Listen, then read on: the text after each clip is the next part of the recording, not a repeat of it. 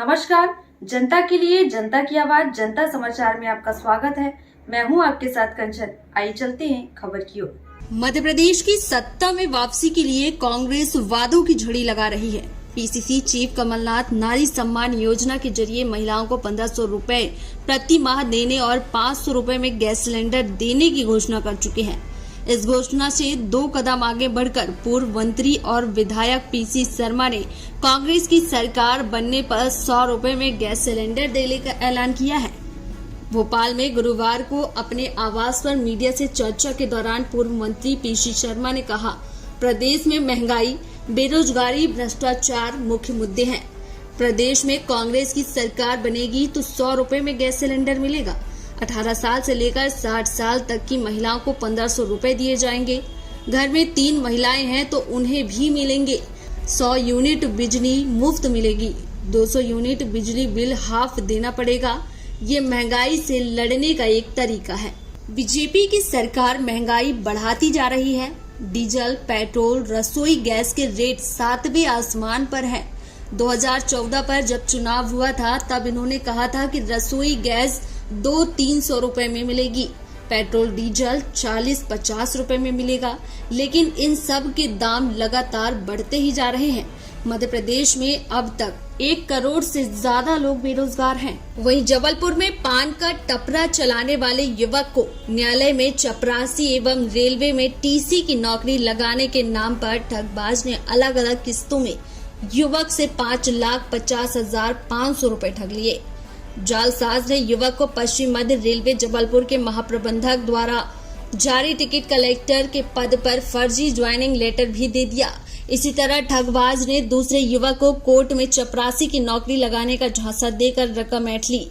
पीड़ित बेरोजगारों की शिकायत पर रांची पुलिस ने धोखेबाज को हिरासत में लिया है। आईटीबीपी जवान के घर से मिले 11 लाख रुपए, शासकीय रकम गबन मामले में पुलिस को मिली बड़ी सफलता।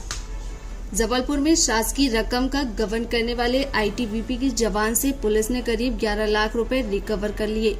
शेष रकम उसने कहां खर्च की या कहां रखा हुआ है, इस संबंध में कैंट पुलिस पूछताछ कर रही है। गौरतलब है कि कुछ दिन पूर्व भारत तिब्बत सीमा पुलिस का आरक्षक अनिल प्रजापति वरिष्ठ अधिकारियों के निर्देश पर 13,50,000 रुपए की शासकीय रकम लेकर बैंक में जमा करने के लिए गया था। आरक्षक अनिल प्रजापति कुछ देर बाद वापस आया और उनसे संबंधित अधिकारियों को बताया कि वह बाइक से बैंक जाते समय बाबादीन चौराहे के पास बाथरूम करने के लिए रुका था।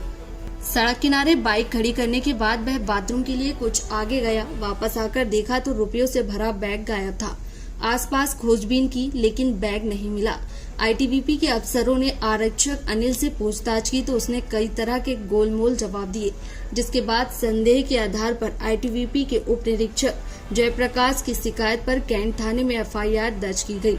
जांच के दौरान यह स्पष्ट हो गया कि अनिल ने ही रुपए अपने पास रख लिए थे, जिसके बाद उसके पास से ही 11 लाख रुपए भी बरामद कर लिए गए। समता संस्थान के बरही में जनता दल यूनाइटेड के प्रदेश अध्यक्ष माननीय श्री सूरज जायसवाल जी का आगमन हुआ और कार्यक्रम में सभी समाजसेवी पार्टी के कार्यकर्ता उपस्थित रहे। जनता दल यूनाइटेड के उपाध्यक्ष श्री नेमा जी, डॉक्टर केएल सोनी, समता संस्थान बरही के संस्थापक नेताजी बुद्धूलाल सोनी, जनता दल यूनाइटेड के जिलाध्यक्ष शिवनारायण सोनी, अल्पसंख्यक प्रकोष्ठ के श्री रमजान भाई, बरही नगर अध्यक्ष सोनेलाल सोनी, श्री बनमाली प्रसाद सोनी, कोटेश्वर इस्पात खदान के मजदूर यूनियन के नेता बसंत लाल चौधरी, बरही नगर के समाजसेवी भाई मस्तराम राय जी, श्रीमान जायसवाल जी, दीपू राय, शंभू राय, श्री रामराज गुप्ता जी एवं समस्त नगर के जनता दल यूनाइटेड के कार्यकर्ता व जिला से पधारे हुए पदाधिकारी गण, पत्रकार बंधु और गणमान्य नागरिकों की उपस्थिति अहम रही, जिसमें मुख्य विषय कार्यकारिणी में संगठन को लेकर चर्चा हुई। विधानसभा विजय राघवगढ़ की विभिन्न समस्याओं को लेकर जदयू के प्रदेश अध्यक्ष ने उपस्थित बैठक में जदयू के पदाधिकारियों से जानकारी ली। उन्होंने कहा कि यह विधानसभा क्षेत्र समाजवाद की बुनियाद रहा है। यहाँ से समाजवादी विचारधारा के विधायक भी रहे। अब हमारा यह कर्तव्य है कि क्षेत्र की जन समस्याओं के लिए हमें एकजुट होकर संघर्ष करना है। इसका प्रधानमंत्री ईमानदार और पढ़ा लिखा होना चाहिए। जो व्यक्ति अपनी पढ़ाई को सिद्ध नहीं कर पाया, वो कितना बौद्धिक है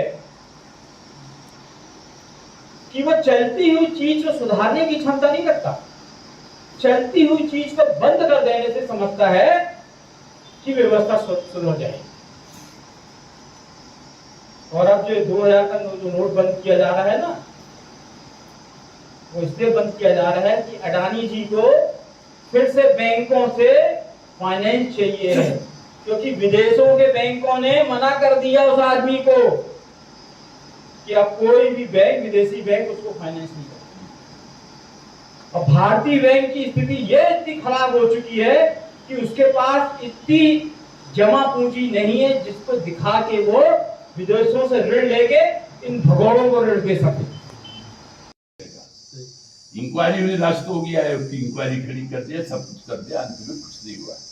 क्योंकि अपन भी जब यूनियन चलाए हैं तो जानते हैं कैसे गाड़ी ABCD से आगे तक बढ़ा के Z तक ले जाई जाती है। चलते रहे। इस संस्थान का शुरुआत ही बिहार था। यहाँ न तो आप चढ़ के उतर, ऐसा सीधे सीधे आप उतर जाए पहाड़िया से नीचे तो बहुत अच्छा होता है, ये भगवान की कृपा थी। लेकिन इनके अथक प्रयास से सबके ये पूरा संस्थान इन्हें बड़े मेहनत करके बनवाया। और ये इनके नाम की जो जमीन थी वो भी इसी उपयोग में लेते रहे। पूरी जमीन कुछ काश्तकारी की है, इनके नेताजी दे दिया है, अपने सबको बांट दिया। इनके पास इतने हैं जितने बैठे हैं।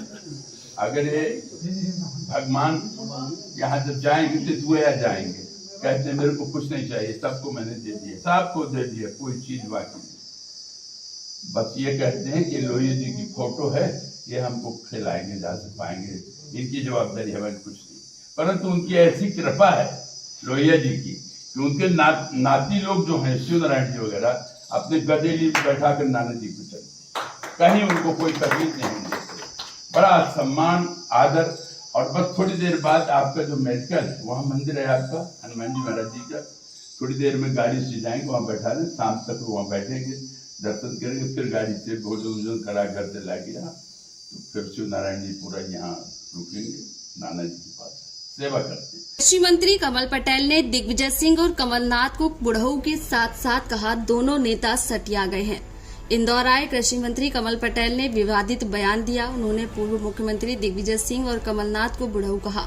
बोले, अब बुढ़ापे में इन लोगों ने मानसिक संतुलन खो दिया है, इनकी बात का कोई असर नहीं है और ये जितना बोलेंगे, जितना घूमेंगे, उतना कांग्रेस को नुकसान होगा। इन लोगों ने पिछली बार झूठ बोल बोल कर जनता को ठग लिया था। ये ठगनाथ के चक्कर में जनता अब आने वाली नहीं है। इससे पहले भी भाजपा के महासचिव कैलाश विजयवर्गीय भी कांग्रेस के दोनों पूर्व मुख्यमंत्रियों को लेकर विवादित बयान दे चुके हैं। दरअसल एक कार्यक्रम के सिलसिले में कृषि मंत्री कमल पटेल इंदौर आए थे। इस दौरान उन्होंने मीडिया से चर्चा की और सवालों के जवाब दिए।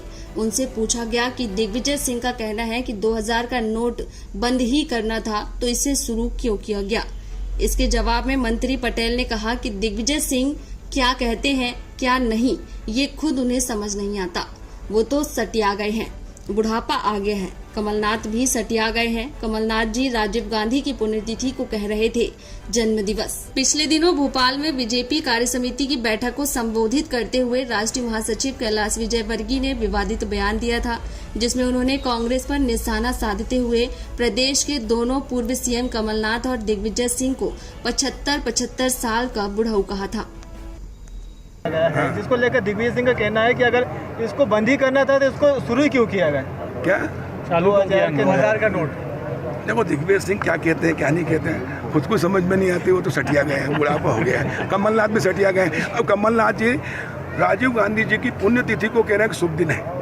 आज बहुत शुभ दिन है, आज उनका बहुत, जिस दिन उनकी हत्या हुई, तो अब ये बुढ़ापे में इनके मानसिक संतुलन खो दिया इन लोगों ने। इनकी बात का कोई असर नहीं, और जितना बोलेंगे उतना कांग्रेस को नुकसान होगा, जितना घूमेंगे। नए संसद ये हरदा में बता दूं मैं आपको, हरदा एक तहसील थी। 1 किलोमीटर गांव में कहीं सड़क नहीं थी कांग्रेस के 60 साल के राज में।